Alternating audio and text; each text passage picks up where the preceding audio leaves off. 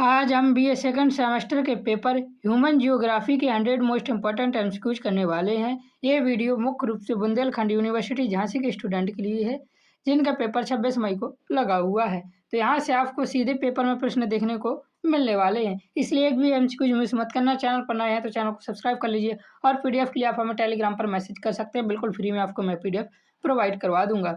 मैं आपको एक एक एमसीक्यूज करवाऊंगा और उसके एक्सप्लेनेशन के साथ कराऊंगा ताकि आपकी ज़्यादा से ज़्यादा एमसीक्यूज कवर हो सकें और आप ज़्यादा से ज़्यादा अपने पेपर में स्कोर कर सकें। इसलिए बिना देरी किए चलो शुरू करते हैं BA second semester human geography के मोस्ट एक्सपेक्टेड एमसीक्यूज। पहला प्रश्न हमारा very very very important question है। ये हमारा मानव भूगोल का जनक किसे कहा जाता है? तो इसका सही आंसर हो जाएगा फ्रेडरिक रेडजेल को कहा जाता है। इनकी एक पुस्तक थी, याद रखना, जिसका नाम था एंथ्रोपी जियोग्राफी। इसमें इन्होंने मानव और पर्यावरण के रिश्ते की पहली बार व्यवस्थित व्याख्या की थी, इसलिए इन्हें मानव भूगोल का जनक कहा जाता है। तो फ्रेडरिक रेडजेल की पुस्तक एंथ्रोपी जियोग्राफी थी। ये भी याद रखना, बहुत इंपॉर्टेंट क्वेश्चन है। क्वेश्चन नंबर दूसरा हमारा, किस देश के भूगोलवेत्ताओं ने राज्य को जीवित जीव के रूप में वर्णित किया है? तो इसका सही आंसर हो जाएगा जर्मनी के भूगोलवेत्ताओं ने राज्य को एक जीवित जीव की तरह माना है। याद रखना ये। अगला प्रश्न, क्वेश्चन नंबर तीसरा हमारा, मानव भूगोल क्रियाशील मानव अस्थायी पृथ्वी के परिवर्तनशील संबंधों का अध्ययन है। इन्होंने क्या कहा? मानव भूगोल है जो वह क्रियाशील मानव अस्थायी पृथ्वी के परिवर्तनशील संबंधों का अध्ययन है। ये परिभाषा किसने दी पूछा? तो इसका सही आंसर हो जाएगा कुमारी सैंपल ने। कुमारी सैंपल ने मानव और परिवर्तनशील पृथ्वी की इस गतिशील रिश्ते को समझाया था। याद रखना, बहुत इंपॉर्टेंट है ये। क्वेश्चन नंबर 4 हमारा दिया हुआ है, वेरी वेरी वेरी इंपॉर्टेंट। ये इंपॉर्टेंट नहीं है, रिपीटेड क्वेश्चन है, तो इसे याद करके जरूर जाना। निम्नलिखित में से कौन सा मानव भूगोल का उपागम नहीं है? तो इसका सही आंसर क्या है? मात्रात्मक क्रांति मानव भूगोल का उपागम नहीं है। मात्रात्मक क्रांति मुख्य रूप से आंकड़ों और सांख्यिकी पर आधारित है, जिसे मानव भूगोल का पारंपरिक या मूल उपागम नहीं माना जाता है। अगला प्रश्न दिया पांचवा हमारा, एंथ्रोपी जियोग्राफी पुस्तक किसकी है? मैंने अभी आपको ऊपर बताया था, ये पुस्तक फ्रेडरिक रेडजेल की है और फ्रेडरिक रेडजेल को ही मानव भूगोल का जनक कहा जाता है।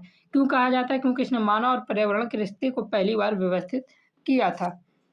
क्वेश्चन नंबर 6 दिया हुआ हमारा, मानव भूगोल का मुख्य उद्देश्य क्या है? तो इसका हमारा सही आंसर हो जाएगा मानव पर्यावरण संबंधों का विश्लेषण करना मानव भूगोल का मुख्य उद्देश्य है। क्वेश्चन नंबर 7 देखिए दिया हुआ है, निम्नलिखित में से कौन सी मानव भूगोल की उपशाखा नहीं है? तो इसका सही आंसर हो जाएगा जैव भूगोल। जैव भूगोल भौतिक भूगोल की शाखा है, जिसमें पेड़ पौधे और जीवों का अध्ययन किया जाता है। यह मानव भूगोल की शाखा नहीं है, जैव भूगोल। याद रखना, एक भी एमसीक्यू मिस मत करना, वीडियो के एंड तक जरूर देखना। आपके पेपर में यहाँ से ज़्यादा प्रश्न देखने को मिलने वाले हैं। क्वेश्चन नंबर 8 देखिए दिया हुआ है, मानव भूगोल का प्रमुख क्षेत्र कौन सा है? तो इसका सही आंसर हो जाएगा सामाजिक भूगोल, राजनीतिक भूगोल और आर्थिक भूगोल। ये तीनों ही मानव भूगोल के प्रमुख क्षेत्र हैं। याद रखना। क्वेश्चन नंबर 9 दिया हुआ है, मानव भूगोल किस विज्ञान से अधिक प्रभावित होता है? तो इसका सही आंसर है मानव भूगोल समाजशास्त्र विज्ञान से अधिक प्रभावित होता है। मानव भूगोल समाज, उसकी संस्कृति और गतिविधियों का अध्ययन करता है, जो समाजशास्त्र से सीधे जुड़ा हुआ है। याद रखना। अगला प्रश्न, क्वेश्चन नंबर 10, एलएनसी सैंपल किस भौगोलिक संगठन की अध्यक्षता करने वाली पहली महिला थी? वेरी वेरी वेरी इंपॉर्टेंट है और इसे याद करके जुड़ जाना। यह एक अमेरिकन जियोग्राफिकल सोसाइटी की अध्यक्ष थी, जो कि पहली अध्यक्ष महिला थी। कहाँ की? कौन थी? तो एलएनसी सैंपल। याद रखना, ये बहुत इंपॉर्टेंट है। क्वेश्चन नंबर 11 दिया हुआ है, पुराणों का भूगोल पुस्तक की रचना किसने की है? तो इसका हमारा सही आंसर हो जाएगा एस.एम. अली ने की है। इस पुस्तक में प्राचीन भारतीय पुराणों में दिए गए भौगोलिक वर्णन और नक्शों को समझाया गया है, जिसकी रचना एस.एम. अली ने की है। किसकी रचना? तो पुराणों के भूगोल नामक पुस्तक। क्वेश्चन नंबर 12 देखिए दिया हुआ है, पुराणों के अनुसार पृथ्वी को कितने द्वीपों या खंडों में विभाजित किया गया है? तो इसका हमारा सही आंसर है 7 खंडों में विभाजित किया गया है। प्राचीन पुराण में पृथ्वी को सप्तद्वीप यानी 7 अलग अलग खंडों में बांटा गया था। याद रखना। Question number 13 very very very very important है, इसे ये तो आपको बन ही जाएगा। जम्बू द्वीप में कौन सा क्षेत्र स्थित है? तो इसका सही आंसर हो जाएगा भारतवर्ष क्षेत्र स्थित है। पुराणों के अनुसार भारतवर्ष जम्बू द्वीप का ही एक सबसे महत्वपूर्ण हिस्सा है। अगला प्रश्न देखिए, क्वेश्चन नंबर 14 हमारा दिया हुआ है, पर्यावरणीय निश्चयवाद का संबंध किससे है? तो पर्यावरणीय निश्चयवाद का संबंध मानव गतिविधियों पर पर्यावरण के प्रभाव से है। क्वेश्चन नंबर 15 दिया हुआ है, निश्चयवाद की अवधारणा किस युग में प्रमुख थी? तो इसका सही आंसर हो जाएगा 19वीं शताब्दी में निश्चयवाद की अवधारणा प्रमुख मानी गई है। क्वेश्चन नंबर 16 दिया हुआ है, कास्मस नामक पुस्तक किसने लिखी? तो इसका सही आंसर हो जाएगा वॉन हेम्ब्लोट ने लिखी है। इस पुस्तक में विश्व भूगोल और ब्रह्मांड का विस्तृत वर्णन है। याद रखना, कास्मस में किसका वर्णन है? तो विश्व के भूगोल और ब्रह्मांड का वर्णन है। और ये किसकी पुस्तक है? तो ये वॉन हेम्ब्लोट की पुस्तक है। क्वेश्चन नंबर 17 है हमारा, निम्नलिखित में से कौन नियतिवादी भूगोलवेत्ता नहीं है? तो इसका हमारा सही आंसर हो जाएगा बोमेन। ईसा बोमेन संभववाद के समर्थक थे, ये भूगोलवेत्ता नहीं है। रेडजेल, सैंपल और हंटिंगटन ये भूगोलवेत्ता नियतिवादी भूगोलवेत्ता हैं। याद रखना, बोमेन नियतिवादी भूगोलवेत्ता नहीं है। तो बोमेन है कौन? तो इसका सही आंसर क्या हो जाएगा? यह संभववाद के समर्थक थे। वे प्रकृति को सबसे ऊपर मानने वाले, नियतवाद को नहीं मानते थे। क्वेश्चन नंबर 18 दिया हुआ है, लेवेंसरम शब्द का शाब्दिक अर्थ क्या है? तो लेवेंसरम शब्द का जो शाब्दिक अर्थ है वो है जीवित स्थान। याद रखना, ये वेरी वेरी वेरी इंपॉर्टेंट है, पेपर में कई बार रिपीट हुआ है, याद जरूर कर लेना। क्वेश्चन नंबर 19 से पीडीएफ के लिए टेलीग्राम पर मैसेज जरूर करें, एक भी एमसीक्यू मिस मत करना, वीडियो को एंड तक जरूर देखना। मानव भूतल की उपाध्याय परिभाषा किसने दी? तो इसका सही आंसर हो जाएगा कुमारी सैंपल ने मानव भूगोल की उपाध्याय परिभाषा दी थी। क्वेश्चन नंबर 20 दिया हुआ है, संभववाद शब्द का प्रयोग सर्वप्रथम किस विद्वान ने किया था? तो इसका सही आंसर हो जाएगा लीसियन फेब्रे ने संभववाद शब्द का प्रयोग सर्वप्रथम किया था। क्वेश्चन नंबर 21 दिया हुआ है, विडाल डी ब्लास ने किस अवधारणा को प्रस्तुत किया जो संभववाद से संबंधित है?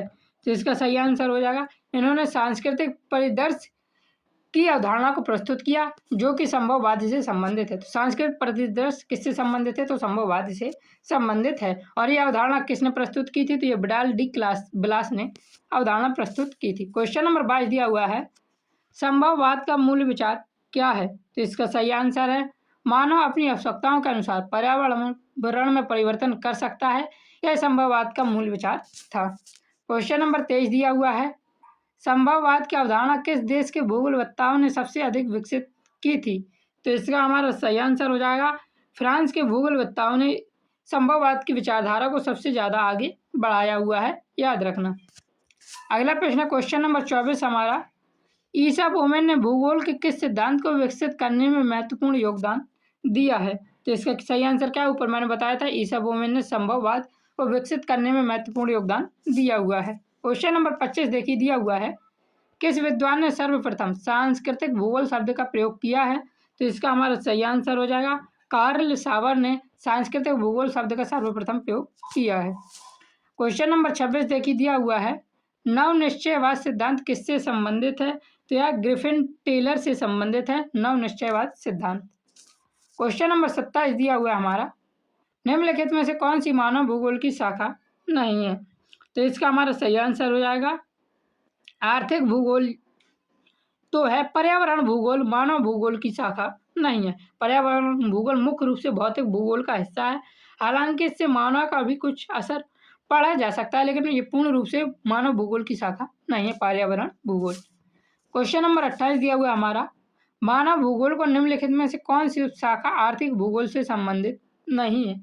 तो इसके सही आंसर हमारा क्या हो जाएगा? तो राजनीतिक भूगोल मानव भूगोल की उपशाखा से संबंधित नहीं है। राजनीतिक भूगोल सीमाओं, चुनाव और सरकार का अध्ययन करता है, जबकि आर्थिक भूगोल पैसे और उत्पादन का अध्ययन करता है। तो राजनीतिक भूगोल संबंधित नहीं है। अगला प्रश्न देखिए, दिया हुआ है, कौन सा युग्म मानव भूगोल की शाखा और उसके उदाहरण के रूप में गलत है? तो इसका सही आंसर क्या हो जाएगा? ए ऑप्शन, भू राजनीति हरित क्रांति का प्रभाव है, ये पूर्ण रूप से गलत है। आर्थिक भूगोल में उद्योग पढ़ा जाता है, सामाजिक भूगोल में जनसंख्या पढ़ी जाती है, सांस्कृतिक भूगोल में धर्म को पढ़ा जाता है, लेकिन भू राजनीति में हरित क्रांति का प्रभाव ये मानव भूगोल से संबंधित और उसका उदाहरण भी नहीं है। क्वेश्चन नंबर 30 हमारा दिया हुआ है, परसंभववाद विचारधारा का जनक कौन था? तो इसका सही आंसर हो जाएगा OH स्पेट परसंभववाद विचारधारा के जनक थे। क्वेश्चन नंबर 31 दिया हुआ है, ग्रिफिन टेलर के अनुसार प्रकृति किसके समान कार्य करती है? तो इसका सही आंसर हो जाएगा यातायात नियंत्रक के समान कार्य करती है, ये ग्रिफिन टेलर ने कहा था। क्वेश्चन नंबर 32 दिया हुआ है, पृथ्वी पर मानव निवास कब से प्रारंभ हो गया था? तो इसका सही आंसर हो जाएगा प्लेस्टोसीन युग से। कौन सा सी ऑप्शन सही है? प्लेस्टोसीन युग से ही आधुनिक मानव का विकास और धरती का फैलाव हुआ था। क्वेश्चन नंबर 33 दिया हुआ है, विश्व में जनसंख्या का सबसे अधिक घनत्व कहाँ पाया जाता है? तो इसका सही आंसर हो जाएगा नदी घाटियों एवं मैदानी क्षेत्र में पाया जाता है, क्योंकि यहाँ कृषि से लोग ज़्यादा संबंधित होते हैं और नदियों के आसपास पानी की उपलब्धता आसानी से होती है, इसलिए जनसंख्या घनत्व अधिक पाया जाता है। क्वेश्चन नंबर 34 है, निम्नलिखित में से कौन सा क्षेत्र विरल जनसंख्या वाला है? तो इसका सही आंसर हो जाएगा अमेजन बेसिन। अमेजन में के घने जंगल और गर्म नम कठोर जलवायु लोगों के रहने के लिए अनुकूल नहीं है, इसलिए यहाँ आबादी कम है। क्वेश्चन नंबर 35 दिया हुआ है, विश्व में जनसंख्या वितरण को प्रभावित करने वाला कारक नहीं है। तो चंद्रमा की गति क्या है जनसंख्या वितरण को प्रभावित नहीं करता है? चंद्रमा की गति से क्या है जनसंख्या का लेना? कुछ नहीं। क्वेश्चन नंबर 36 है हमारा, निम्नलिखित महाद्वीपों में से जनसंख्या वृद्धि दर सबसे अधिक किस महाद्वीप की है? तो इसका सही आंसर हो जाएगा अफ्रीका की जनसंख्या वृद्धि दर सबसे अधिक है। क्वेश्चन नंबर 37 देखिए दिया हुआ है, निम्नलिखित में से किस देश की जनसंख्या घनत्व सबसे कम है? तो मंगोलिया का जनसंख्या घनत्व सबसे कम है, क्योंकि यहाँ पे बेकार मरुस्थल और कड़ी ठंड है, इसलिए यहाँ की आबादी बहुत कम है, इसलिए जनसंख्या घनत्व भी सबसे कम है। क्वेश्चन नंबर 38 है, जनसंख्या घनत्व किसके द्वारा मापा जाता है? तो इसका सही आंसर हो जाएगा प्रति वर्ग किलोमीटर क्षेत्र में लोगों की संख्या से जनसंख्या घनत्व मापा जाता है।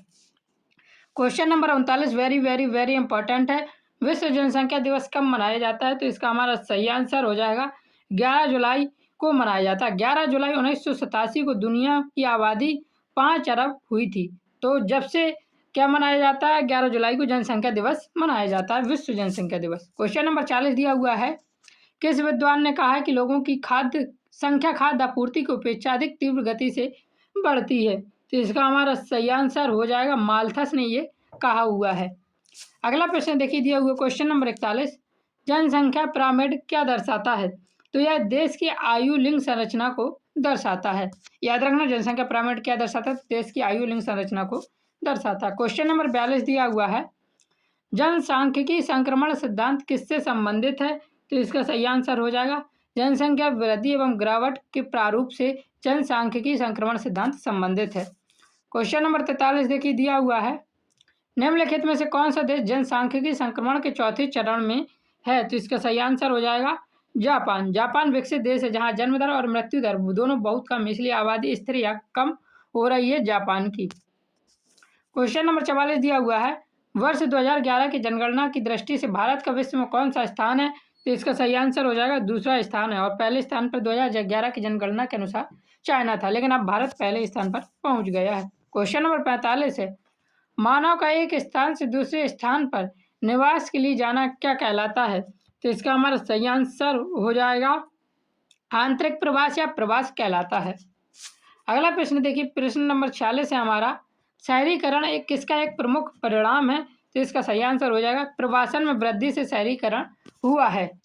अगला प्रश्न दिया क्वेश्चन नंबर 47 हमारा, निम्नलिखित में से कौन सा प्रवास के प्रतिकूल घटक का उदाहरण है? तो इसका हमारा सही आंसर हो जाएगा राजनीतिक अस्थिरता प्रवास के प्रतिकूल घटक का उदाहरण है। क्वेश्चन नंबर 48 देखिए दिया हुआ वेरी वेरी वेरी इंपॉर्टेंट है, कौन सा अंतर्राष्ट्रीय संगठन वैश्विक प्रवासन की निगरानी और सहायता करने के लिए जिम्मेदार है? तो इसका हमारा सही आंसर हो जाएगा IOM। यह संगठन दुनिया भर के प्रवासियों की मदद और उनकी स्थिति की निगरानी करता है। तो कौन? IOM करता है। IOM का फुल फॉर्म आप हमें कमेंट में जरूर बताएं। क्वेश्चन नंबर 49 दिया हुआ है, निम्नलिखित में से कौन सा मौसमी प्रवास का उदाहरण है? तो इसका सही आंसर हो जाएगा कृषि मजदूरों को फसल के समय दूसरे क्षेत्रों में जाना मौसमी प्रवास का एक उदाहरण है। क्वेश्चन नंबर 50 है हमारा, अनुकूलतम जनसंख्या सिद्धांत किसने दिया था? तो एडविन कैनन ने अनुकूलतम जनसंख्या सिद्धांत दिया था, याद रखना बहुत इंपॉर्टेंट है। क्वेश्चन नंबर 51, ग्रामीण बस्तियों के विकास में सबसे महत्वपूर्ण ऐतिहासिक चरण कौन सा था? तो इसका सही आंसर हो जाएगा नवपाषाण क्रांति ग्रामीण बस्तियों के विकास में सबसे महत्वपूर्ण ऐतिहासिक चरण है। क्वेश्चन नंबर 52 दिया हुआ है, स्थायी मानव बस्तियों के विकास के लिए सबसे महत्वपूर्ण कारक क्या था? तो इसका हमारा सही आंसर हो जाएगा कृषि का आविष्कार स्थायी मानव बस्तियों के विकास के लिए सबसे महत्वपूर्ण कारक है। क्वेश्चन नंबर 53 देखिए दिया हुआ है, निम्न में से कौन सा आदिवास का प्रारंभिक प्रकार है? तो इसका सही आंसर हो जाएगा ग्रामीण। क्वेश्चन नंबर 54 देखिए दिया हुआ है, मध्यकालीन यूरोप में नगर का उदय किससे प्रभावित था? तो इसका सही आंसर हो जाएगा व्यापार मार्ग से मध्यकालीन यूरोप में नगरों का उदय प्रभावित था। क्वेश्चन नंबर 55 दिया हुआ है, ग्रामीण अधिवास का कौन सा प्रकार घरों के अलग अलग छितरे हुए होने की विशेषता दर्शाता है? तो इसका सही आंसर हो जाएगा विखंडित अधिवास। ग्रामीण अधिवास जो इसका प्रकार है वह अलग अलग छितरे हुए होने की विशेषता को दर्शाता है, तो कौन? विखंडित अधिवास। क्वेश्चन नंबर 56 देखिए, नगरीय अधिवास की परिभाषा किसके आधार पर की जाती है? तो इसका हमारा सही आंसर हो जाएगा जनसंख्या घनत्व, आर्थिक गतिविधियों और प्रशासनिक स्थिति, इन तीनों के आधार पर नगरीय अधिवास की परिभाषा दी जाती है। क्वेश्चन नंबर 57 है, निम्नलिखित में से कौन सा एक नियोजित नगर है? तो इसका हमारा सही आंसर हो जाएगा चंडीगढ़। इस शहर को आज़ादी के बाद पहले से नक्शा बनाकर और ग्रिड आकार में प्लानिंग करके बसाया गया था, और जो प्लानिंग करके बसाया जाता है उसे नियोजित नगर कहते हैं। क्वेश्चन नंबर 58 दिया हुआ है, किस शहर का वर्गीकरण महानगर के रूप में किसी शहर का वर्गीकरण महानगर के रूप में कब किया जाता है? तो जब उसकी जनसंख्या 10 लाख से अधिक हो जाती है तो उसे महानगर के रूप में वर्गीकरण किया जाता है।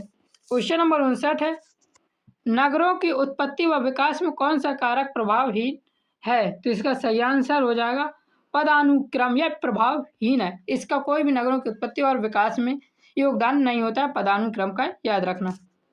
क्वेश्चन नंबर 60 दिया हुआ है, ग्रिड पैटर्न पर आधारित भारतीय नगर का उदाहरण कौन सा है?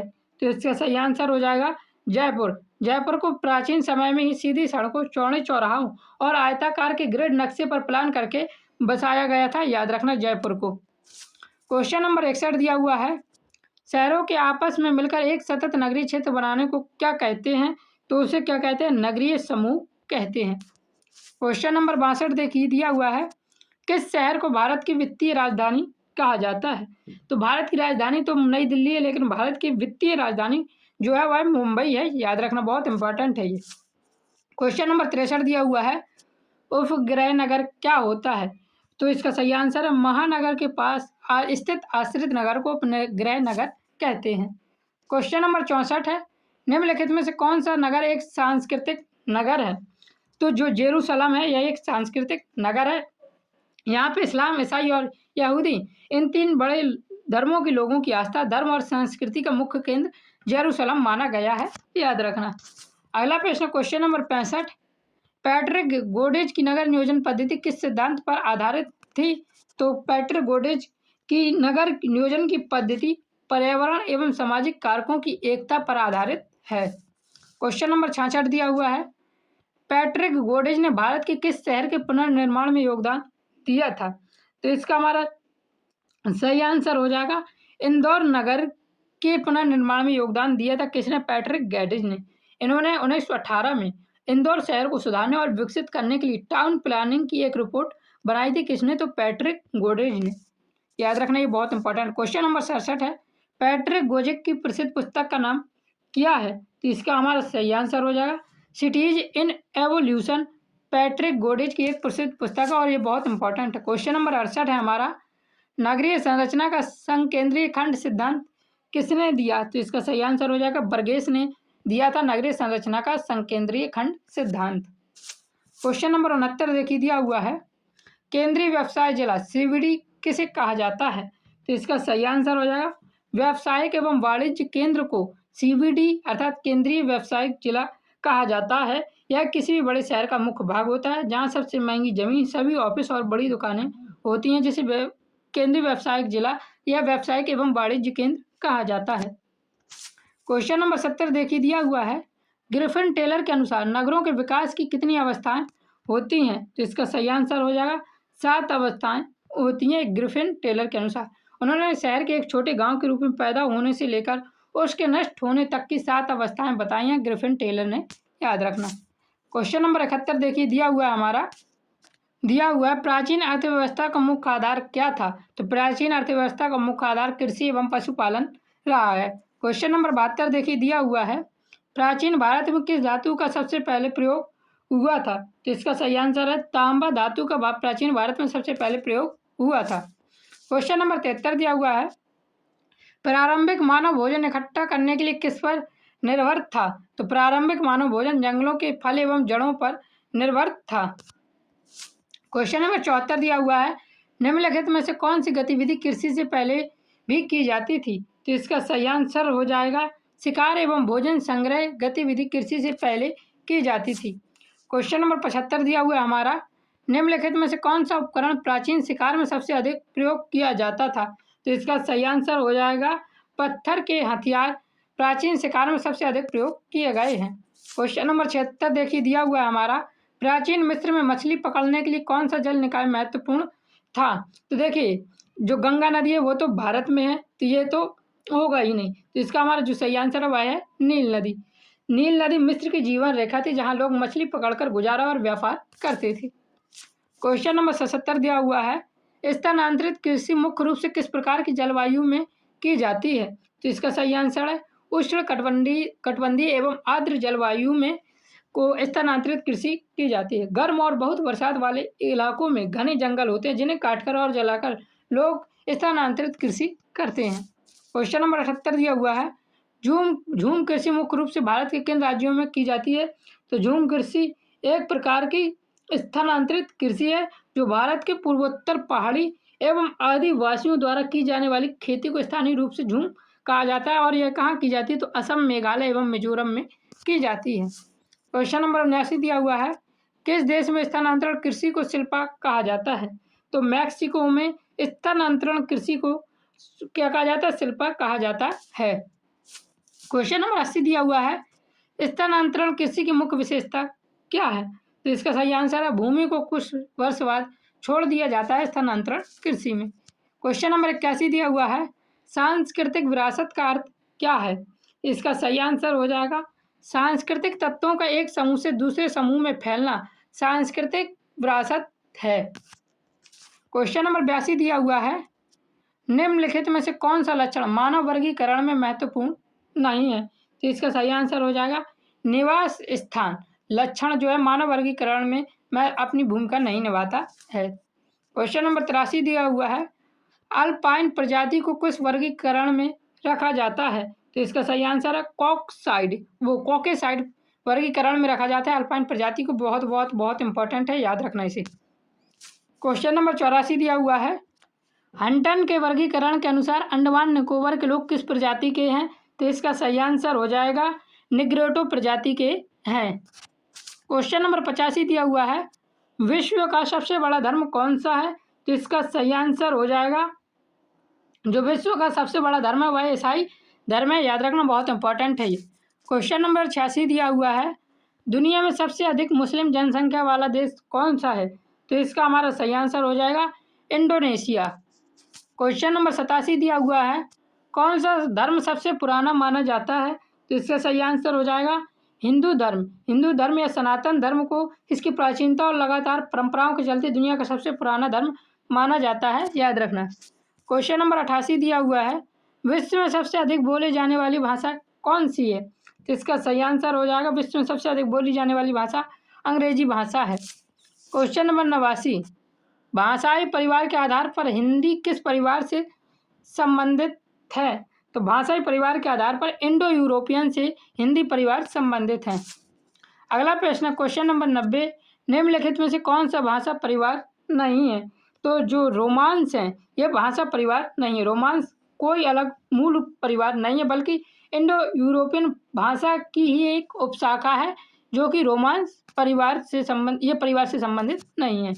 क्वेश्चन नंबर 91 दिया हुआ है एस्किमो जनजाति मुख्य रूप से किस प्रकार के आवास में रहती है? तो इसका सही आंसर है इग्लू